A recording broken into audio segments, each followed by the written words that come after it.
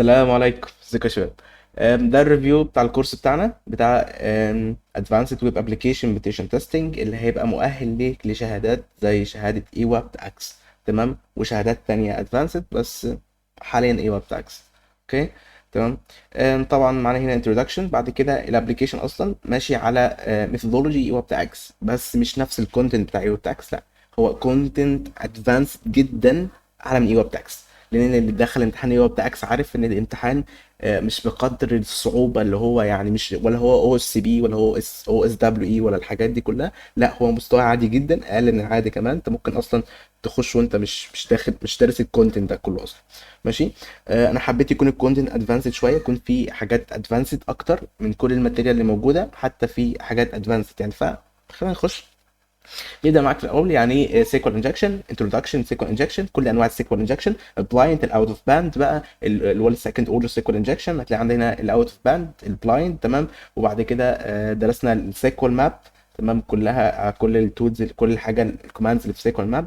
بعد كده ايه الكوكيز تيستنج بقى، والسيشن تيستنج، والايه واليوزر ايجنت، اليوزر ايجنت، وكل ده بيبقى فيه سيكوال انجكشن. الاوت اوف باند عرفنا يعني اوت اوف باند، عندنا قلنا السكند اوردر سيكوال انجكشن. بعد كده قفلناها بشويه ريبورتس وشويه نصايح وميثودولوجي، تمام. بعد كده بقى دخلنا في الباقي الانجكشن اتاك زي ال داب والاو ار ام انجكشن، الاكس اكس اي، تمام، بتاع الاكس ام ال، تمام، الاكس بات انجكشن والنو سيكوال انجكشن، تمام. كل حاجه من دي بنبدا بالفاندمنتالز الاول، وبعدين بنبدا بالانجكشن اتاكس، وبعد كده نبدا بالاتاك وكل الكلام ده والميثودولوجي، تمام. بعد كده اوثنتيكيشن اتاكس، قلنا الاوثنتيكيشن تيستنج عامه، قلنا يعني ايه اوثنتيكيشن، يعني ايه اوثرايزيشن، يعني ايه اوثنتيكيشن تيستنج، الفانكشناليتيز بقى بتاعت الاوثنتيكيشن زي الويك باسورد، الفورجيت باسورد، الكوكيز تيستنج والسيشن تيستنج والسيشن مانجمنت، السيشن فيكسيشن، تمام، وكل انواع السيشن بازرنج، كل انواع السيشن، كل انواع الاتاك سيشن عامه يعني. وكل ده مش موجود اصلا في المحتوى بتاع ايوه بتاع اكس، تمام. كل ده ادفانس زي ما قلت لك.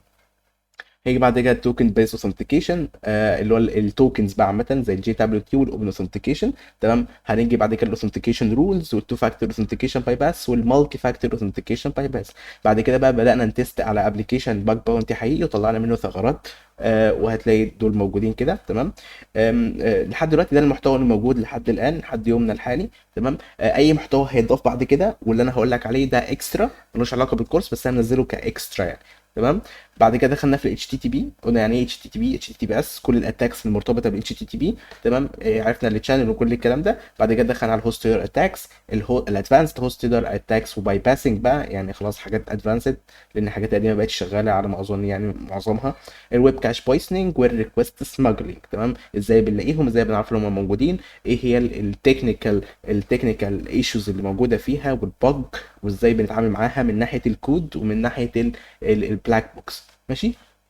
بعد كده بقى عرفت لك شويه ثغرات لو انت ما تعرفهمش زي ايدور وبسوكيت از كونديشن ولوجيك بوكس، ما تعمقتش قوي فيهم لان احنا هنيجي في حته الكود ريفيو ونرجع تاني نعيد كل الثغرات دي تاني بس بشكل ادفانس، تمام.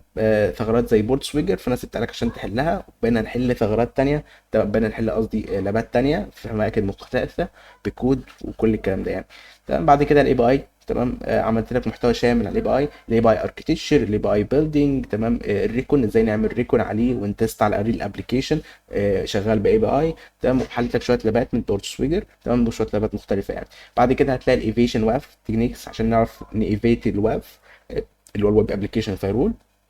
بعد كده دخلنا على الثغرات السيرفر سايد من ناحيه زي اللي هو الديستريسيشن والاس اس ار اف والاس اس تي اي اللي هو السيرفر سايد تمبلت انجكشن.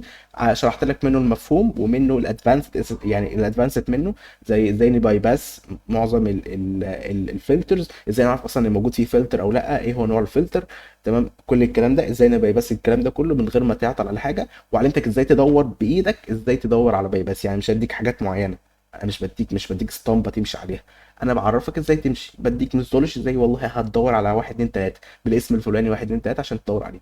بعد كده هنلاقي الانسكيور ديسيلايزيشن، تمام. لسه بقى في كونتنت تاني على الانسكيور ديسيلايزيشن الادفانسد منه بقى، تمام. ولسه ده لسه هينزل قريب ان شاء الله. وكذلك السيرفر سايد تابلت انجكشن، تمام. البروتوتايب بولوشن برضو شرحت لك المفاهيم الاساسيه وحللنا لابين تقريبا، تمام، على البروتوتايب بولوشن، تمام. ولسه فاضل برضو شويه كونتنت تانيه بس ادفانسد كونتنت، زي طرق الباي باسنج وطرق ان انا اعرف ازاي استخرج بروتوتايب من قلب الابلكيشن. تمام. بعد كده بقى كونتنت الكود ريفيو، والكونتنت ده يعني انا مش متوقع منه ان احنا نقف عند حد معين. تمام، لان انا بنزل على طول كود ريفيو، لان ده الاكسترا بتاع بتاع الكورس. تمام. ده انا قررت اضيفه يعني، وهفضل اضيف منه على طول كل ما هلاقي لابات كويسه. احنا بدانا من اول الفيري ايزي لابات على هاك ذا بوكس، دخلنا على الايزي ودخلنا على الميديوم. تمام، وفيد هنحل كمان اكتر من لاب ميديوم، بعد كده هارد. تمام، هنبدي بقى بنت معايا ابلكيشن، 2 ابلكيشن كبار جدا طالعين برودكشن، فهنمسكهم من الاول خالص، نبدا ناخد عليهم نوتس، ونبدا نشوف الفكره من الابلكيشن وازاي نطلع منه ار سي اي. الفكره من اصلا من الريفيو اللي هو الكود ريفيو، ان احنا نريفيو الابلكيشن كله من ناحيه السورس كود، نطلع منه اكبر عدد ممكن من الثغرات، ومن ضمنهم ار سي. وبكده يكون ده الكونتنت بتاعنا، ده كونتنت الويب ابلكيشن او ادفانسد ويب ابلكيشن بنتريشن تيستنج. تمام. بالنسبه للاكسترا وكل الحاجات اللي هتتضاف، بالنسبه للحاجات اللي هتتضاف دي بس الحاجات اللي هتتضاف، مفيش اي حاجه تانية هتتضاف غير الحاجات اللي انا قلت عليها بس. تمام. والكود ريفيو برضه هنبدا يعني ممكن متوقع كمان 6 او 7 لابات، غير 2 ابلكيشن اللي احنا هنعمل لهم ريفيو. تمام. وخلاص كده ده بالنسبه للكورس بتاعنا، واشوفكم ان شاء الله في فيديو جديد، والسلام عليكم.